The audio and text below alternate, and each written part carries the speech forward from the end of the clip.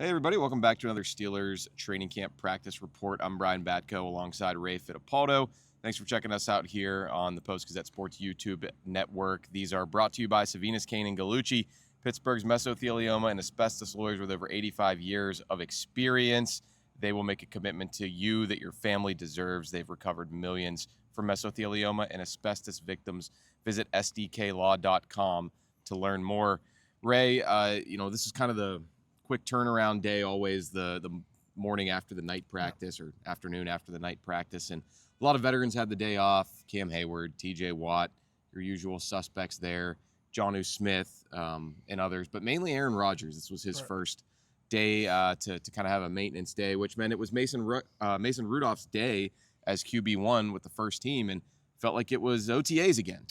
Yeah, I mean, listen, Mason has been good when he's getting the second team reps throughout training camp. And he talked to us after practice today, Brian. And even though he wasn't here last year with Arthur Smith, he watched a lot of film over the offseason, obviously did a lot of work again with Arthur in the spring. And he doesn't look out of place at all. I guess you would expect that from a veteran, but that's what Mason is. Mason's a pro. You bring him into almost any situation as a backup, and I think he would thrive. Yeah, and you weren't there for Friday Night Lights, but he had, I think, maybe the throw of camp so far to Jonnu Smith down the seam. He couldn't have placed it in his chest any better if he would have dropped it in there from a foot away. So he's having a nice camp. Will Howard, I think, is having a nice camp too, all things considered. He bumped up the pecking order as well and was the number 2 quarterback on the depth chart today. He got to play with the backups, got to see some better players on the defensive side, and I thought he still looked pretty decisive, making quick decisions, poised, and capped off practice with a touchdown pass today to little-known Max Hurleman, undrafted free agent. Yeah, out of Notre Dame, walk-on at Notre Dame after spending his first 4 seasons, in the Patriot League. So he Colgate. He's a Colgate guy.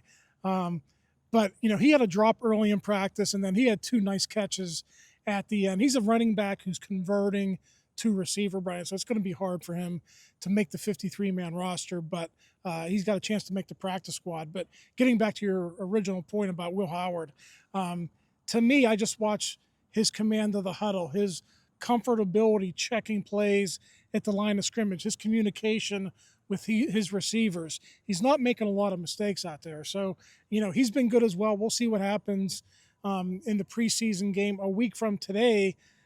This workout today was actually a pretty good preview of that. I don't think Aaron Rodgers is going to play in that first game, so I think it's going to be Mason Rudolph, Will Howard, and Skylar Thompson in that game. Yeah, we'll find out more from Mike Tomlin on that front next week, I imagine. And, Will Howard, anecdotally, I feel like he probably leads all quarterbacks in changing the play at the line, or at least checking out of something or into something.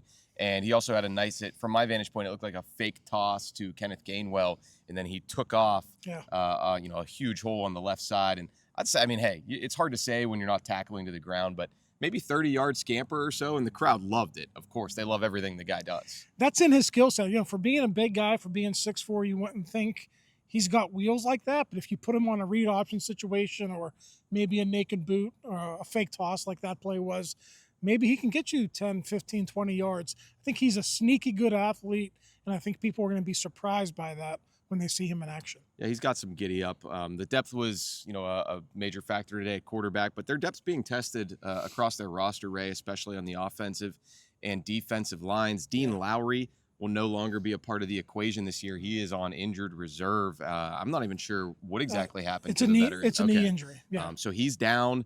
That potentially opens up a spot for a Logan Lee or an Isaiah Loudermilk, who I think were firmly on the bubble before. Yeah. So those guys so far are still standing in, what's become a war of attrition.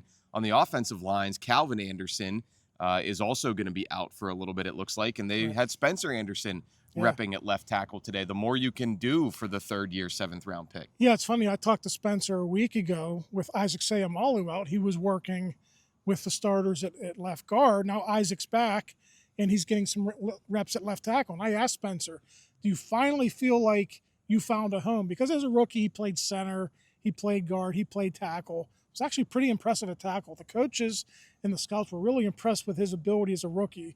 For a 7th-round pick, having that kind of versatility to play inside and outside. And then lo and behold, here we are a week later, he's back out there at tackle. And he said he can do it in a pinch. I don't think it's his favorite thing to do, but obviously with the situation now with not only Calvin Anderson being out longer term, Broderick Jones has a groin. He's still working his way back into the lineup, so they definitely need some depth out there. Injury-wise, Broderick Jones and Isaac Seumalo, I would say, were limited today. They were in some of the team periods. Not all of them. Joey Porter Jr. did not practice for a second consecutive day. Anything else you want to add that Mike Tomlin updated us on after practice, Ray? Well, no, just out of curiosity, I asked him, just because of all the injuries at left tackle, I asked him, do you want to see Troy Fautanu at all on the left side, just to see if he could do it? Because good question. Troy played left tackle at Washington. That's in his skill set.